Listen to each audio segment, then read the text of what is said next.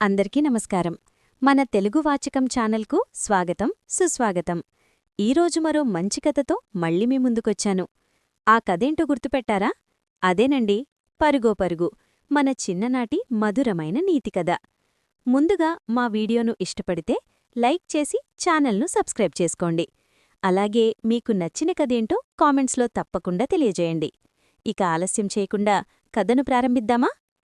ఒకప్పుడు ఒక ప్రశాంతమైన అడవిలో ఎన్నో జంతువులు సంతోషంగా జీవించేవి. ఆ అడవిలో ఒక చిన్న కుందేలుండేది. అది చాలా భయపడే స్వభావం. ఒకరోజు మధ్యాహ్నం వేడి ఎక్కువగా ఉండటంతో కుందేలు ఒక కొబ్బరి చెట్టు కింద నీడలో పడుకుని నిద్రపోతుంది.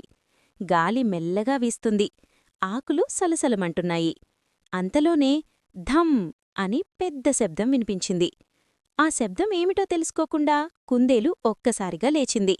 అయ్యో, ఆకాశం విరిగిపడుతోంది, ప్రాణాలు కాపాడుకోవాలి అని అరిచింది. అది వెంటనే పరుగుతీసింది. పరుగో పరుగు, ఆకాశం పడిపోతోంది అని అరుస్తూ అడవిలో పరిగెత్తింది. దారిలో ఒక జింక కలిసింది. ఎందుకు పరుగుతీస్తున్నావు అని అడిగింది. ఆకాశం పడిపోతోంది, వెంటనే పరిగెత్తు అని కుందేలు చెప్పింది. జింక కూడా ఏమాత్రం ఆలోచించకుండా దాని వెంటే పరిగెత్తింది. కొంత దూరం వెళ్ళాక పులి కనిపించింది. ఏవైంది అని అడిగింది.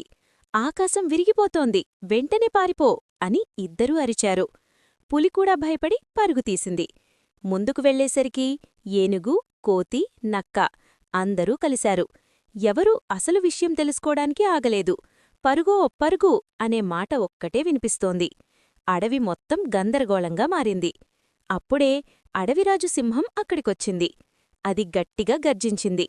ఆగండి, ఏమైంది అని ప్రశ్నించింది. జంతువులన్నీ ఒక్కసారిగా ఆగిపోయాయి. ఆకాశం పడిపోతోంది అని అందరూ ఒకేసారి చెప్పారు. సింహం ప్రశాంతంగా అడిగింది, ఎవరు చూశారు? అందరూ ఒకరినొకరు చూపించారు. చివరికు కుందేలే మొదటిగా చెప్పిందని తెలిసింది. సింహం కుందేలును అడిగింది, నువ్వే చూశావా? కుందేలు భయంతో చెప్పింది, నేను శబ్దం విన్నాను, ఆకాశం పడుతోందని అనుకున్నాను. సింహమన్నది, అనుకోవడం ఒకటి, నిజం మరొకటి, రండి వెనక్కి వెళ్ళి చూద్దాం. అందరూ కలిసి తిరిగి ఆ కొబ్బరి చెట్టు దగ్గరకు వెళ్లారు. అక్కడేముంది తెలుసా? ఒక పెద్ద కొబ్బరికాయ నేలపై పడి ఉంది. గాలివలన చెట్టునుంచి రాలిన కొబ్బరికాయ నేలపై పడడంతో వచ్చిన శబ్దమే అది. అందరూ ఆశ్చర్యపోయారు. కుందేలు తలదించుకుంది.